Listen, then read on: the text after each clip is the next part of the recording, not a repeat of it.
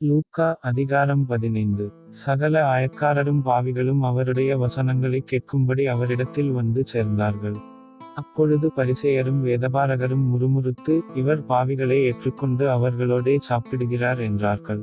அவர்களுக்கு அவர் சொன்ன உவமையாவது, உங்களில் ஒரு மனுஷன் 100 ஆடுகளை உடையவனாயிருந்து அவைகளில் ஒன்று காணாமற் போனால் 99 ஆடுகளையும் வனாந்தரத்திலே விட்டு காணாமற்போன ஆட்டைக் கண்டுபிடிக்குமளவும் தேடித் திரியானோ? கண்டுபிடித்த பின்பு அவன் சந்தோஷத்தோடே அதைத் தன் தோள்களின் மேல் போட்டுக்கொண்டு வீட்டுக்கு வந்து சிநேகிதரையும் அயலகத்தாரையும் கூட வரவழைத்து, காணாமற்போன என் ஆட்டைக் கண்டுபிடித்தேன், என்னோடு கூட சந்தோஷப்படுங்கள் என்பான் அல்லவா?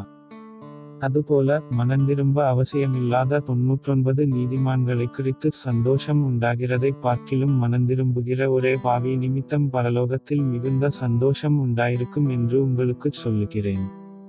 அன்றியும் ஒரு ஸ்திரீ 10 வெள்ளிக்காசை உடையவளாயிருந்து அதில் ஒரு வெள்ளிக்காசு காணாமற் போனால் விளக்கைக் கொளுத்தி வீட்டைப் பெருக்கி அதைக் கண்டுபிடிக்கிறவரைக்கும் ஜாக்கிரதையாய்த் தேடாமலிருப்பாளோ? கண்டுபிடித்த பின்பு தன் சிநேகிதிகளையும் அயல்வீட்டுக்காரிகளையும் கூட வரவழைத்து, காணாமற்போன வெள்ளிக்காசைக் கண்டுபிடித்தேன், என்னோடு கூட சந்தோஷப்படுங்கள் என்பாள் அல்லவா?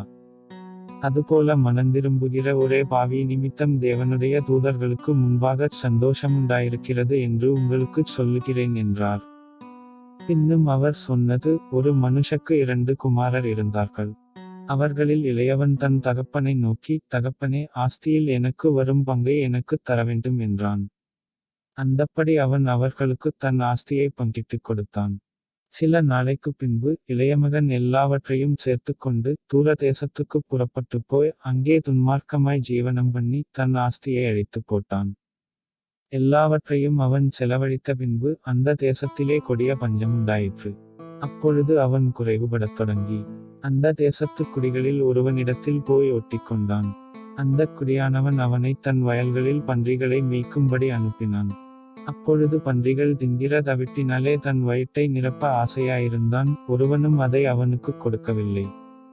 அவனுக்குப் புத்தி தெளிந்தபோது அவன், என் தகப்பனுடைய கூலிக்காரர் எத்தனையோ பேருக்குப் பூர்த்தியான சாப்பாடு இருக்கிறது, நானோ பசியினால் சாகிறேன். நான் எழுந்து என் தகப்பனிடத்திற்குப் போய், தகப்பனே, பரத்துக்கு விரோதமாகவும் உமக்கு முன்பாகவும் பாவம் செய்தேன். இனிமேல் உம்முடைய குமாரன் என்று சொல்லப்படுவதற்கு நான் பாத்திரனல்ல, உம்முடைய கூலிக்காரரில் ஒருவனாக என்னை வைத்துக் கொள்ளும் என்பேன் என்று சொல்லி எழுந்து புறப்பட்டு தன் தகப்பனிடத்தில் வந்தான். அவன் தூரத்தில் வரும்போதே அவனுடைய தகப்பன் அவனைக் கண்டு மனதுருகி ஓடி அவன் கழுத்தைக் கட்டிக்கொண்டு அவனை முத்தஞ்செய்தான்.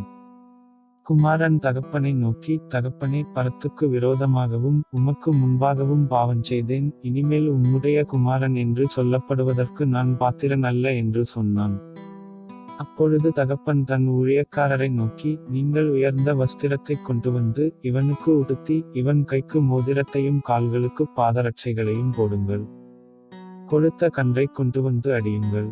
நாம் புசித்து சந்தோஷமாயிருப்போம். என் குமாரனாகிய இவன் மரித்தான், திரும்பவும் உயிர்த்தான், காணாமற் போனான், திரும்பவும் காணப்பட்டான் என்றான். அப்படியே அவர்கள் சந்தோஷப்படத் தொடங்கினார்கள்.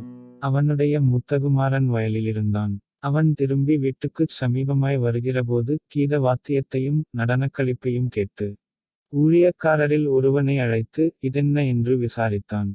அதற்கு அவன், உம்முடைய சகோதரன் வந்தார், அவர் மறுபடியும் சுகத்துடனே உம்முடைய தகப்பனிடத்தில் வந்து சேர்ந்தபடியினாலே அவருக்காகக் கொடுத்த கன்றை அடிப்பித்தார் என்றான்.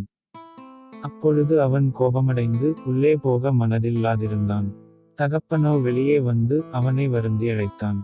அவன் தகப்பனுக்குப் பிரதியுத்தரமாக, இதோ, இத்தனை வருஷ காலமாய் நான் உமக்கு ஊழியஞ்செய்து ஒரு காலும் உம்முடைய கற்பனையை மீறாதிருந்தும் என் சிநேகிதரோடே நான் சந்தோஷமாயிருக்கும்படி நீர் ஒரு காலும் எனக்கு ஒரு ஆட்டுக்குட்டியையாவது கொடுக்கவில்லை. வேசிகளிடத்தில் உம்முடைய ஆஸ்தியை அழித்துப் போட்ட உம்முடைய குமாரனாகிய இவன் வந்தவுடனே கொடுத்த கன்றை இவனுக்காக அடிப்பித்தீரே என்றான். அதற்குத் தகப்பன், மகனே, நீ எப்போதும் என்னோடிருக்கிறாய், எனக்குள்ளதெல்லாம் உன்னுடையதாயிருக்கிறது.